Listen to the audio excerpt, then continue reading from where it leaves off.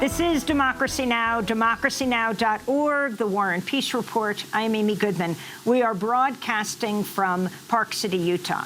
On Friday, Democrats let me talk about what happened this past week as we turn to the fight for reproductive rights, as the Trump administration launched an all-out assault on abortion.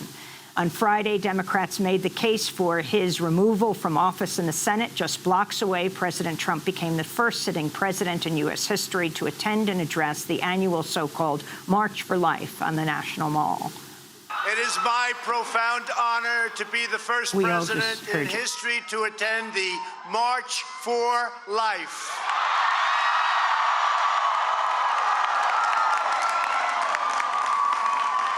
We're here for a very simple reason: to defend the right of every child, born and unborn, to fulfill their God-given potential. I don't hear anything.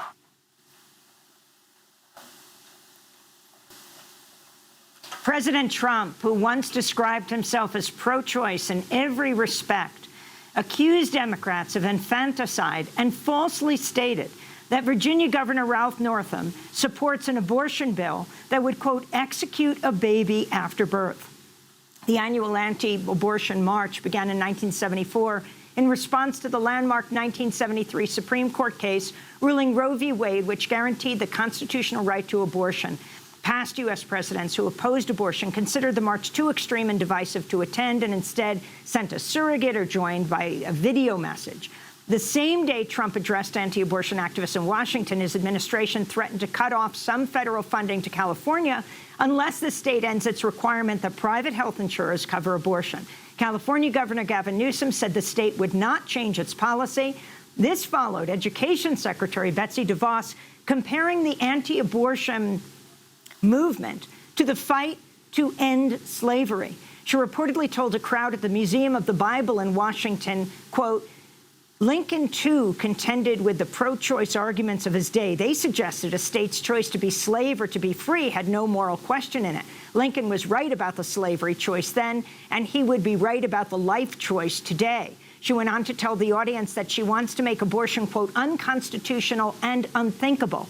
In response, Massachusetts Congressmember Ayanna Pressley tweeted, quote, Dear Betsy, as a black woman and the chair of the Abortion Access Task Force, I invite you to come by the Hill and say this to my face. Would welcome the opportunity to educate you, Pressley said. Well, for more, still with us in Washington, D.C., Fatima Goss Graves, president and CEO of the National Women's Law Center. Can you talk about President Trump setting precedent here, the first sitting president to address the so-called March for Life in Washington and its significance? Well, there's a reason that no other sitting president had actually attended that march. It is so outside the mainstream, and it is filled with hateful rhetoric around women, about reproductive justice. That's why they haven't actually shown up in person. And it also is a focal point. So it's a time to sort of amp up the rhetoric, which we saw all last week, and deliver harmful policy. So this is all happening in the context, of course, of impeachment, but it's really, really sending a dangerous precedent going forward. I want to turn to Tim Russert interviewing Donald Trump in 1999 when he was considering a presidential run on the Reform Party ticket. Partial birth abortion, the eliminating of abortion in the third trimester, big issue in Washington. Would President Trump ban partial birth abortion? Well, look, I'm very pro-choice. I hate the concept of abortion. I hate it. I hate everything it stands for. I cringe when I listen to people debating the subject. But I just believe in choice. And again, it may be a little bit of a New York background because there is some different attitude in different parts of the country. And, you know, I was raised in New York and grew up and work and everything else in New York City. But I am strongly for choice, and yet I hate the concept of abortion. But you would not ban it? No. Or ban partial birth abortion? No, I am pro-choice in every respect and as far as it goes, but I just hate it. So that was President Trump in 1999. Fatima Goss Graves, talk about the significance. I mean, he's saying, I am pro-choice in every way, and now he's the first sitting president ever to address the March for Life march in Washington. What a difference 2 decades makes in terms of his ability to play to his base. That's what this is about. The irony is 7 in 10 people do not want to see Roe versus Wade overturned. So he is now out of step with the majority of people and has moved away from where most people are, both in 1999, but certainly where they are right now. If you could then go to what happened on Wednesday, where the Education Secretary, Betsy DeVos, says she wants to make abortion unconstitutional and unthinkable and compared abortion to slavery. It's outrageous. I mean, it is both it's outrageous to really compare anything to slavery, but it is outrageous to especially compare abortion to slavery. In order to do so, you have to fully ignore a key feature of slavery, which was reproductive coercion.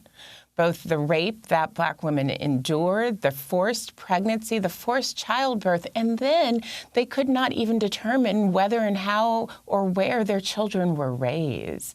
So the insult of actually comparing abortion to slavery is just absurd for this secretary.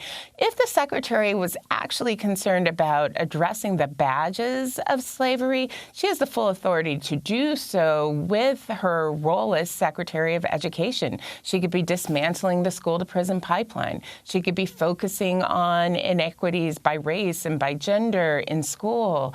You know, it is this March for Life that allowed them to heap up this rhetoric this week, and this rhetoric itself is dangerous. And then the significance of what is taking place now in California. I mean, it looks like a few weeks ago, as the impeachment trial was about to happen, you have President Trump assassinating the Iranian leader, Qasem Soleimani.